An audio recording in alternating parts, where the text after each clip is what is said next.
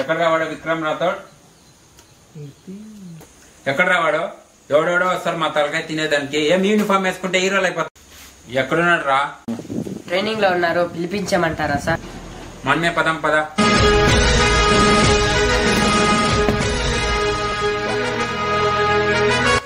Vikram Singh Rathod, first post Andhra Pradesh state police officer.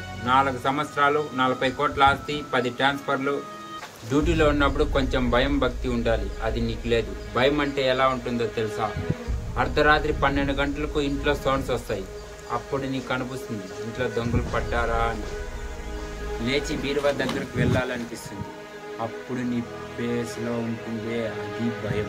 సాయంత్రం 4 గంటలకు నీ ఫోన్కి మెసేజ్ వస్తుంది, అకౌంట్లో ఇంకా డబ్బులు కట్ అయ్యాయి. అప్పుడు నీ ఫేస్లో కనిపిస్తుంది అది భయం.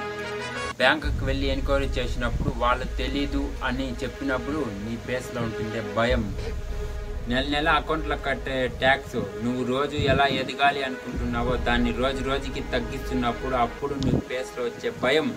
రాథోడ్, భయం అనేది చాలా విలువైనది. దాన్ని చులకనగా చూడకు.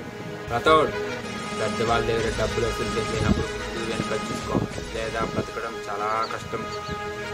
నాకు భయం లేదని ఎందుకు అనుకుంటున్నారు సార్? ప్రతి నిమిషం, ప్రతి సెకండ్ భయపడుతూనే ఉంటాను సార్.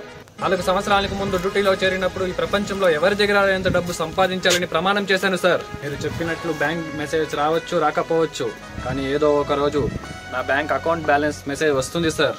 ఆ నిమిషం వరకు నేను అనుకున్నది సాధించకుండా ఎక్కడ చచ్చిపోతాను అని అనుక్షణం భయపడుతూనే ఉంటాను సార్. నిజాయితీగా పనిచేసేవాడి భయం వాడి గుండెల్లో ఉంటుంది, కానీ నా భయం బ్యాంక్ నుంచి వచ్చే మెసేజ్లో ఉంటుంది సార్. నా డ్యూటీ ఇక్కడ అయిపోయింది సార్. హైవేకి వెళ్ళి అక్కడ వసూలు చేస్తానని ఇక్కడ వసూలు చేసే పోలీసులకు మాటిచ్చాను సార్. రాథోడ్, సారీ సార్, ఇప్పుడు నేను అక్కడికి వెళ్ళాలి.